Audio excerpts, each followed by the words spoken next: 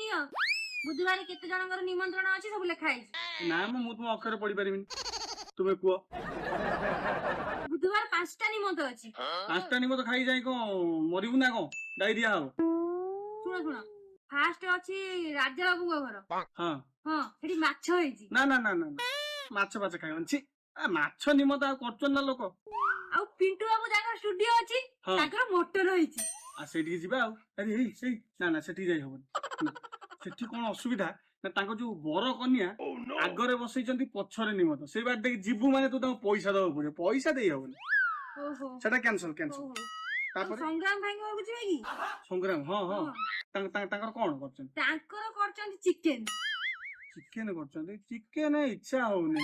ତାଙ୍କର ବା ପଛରେ ରଖିଛନ୍ତି, ମାନେ ବର କନ୍ୟାକୁ ପଛରେ ବସେଇଛନ୍ତି, ଆଗରେ ନିମନ୍ତ୍ରଣ ଟା ରଖିଦେଇଛନ୍ତି।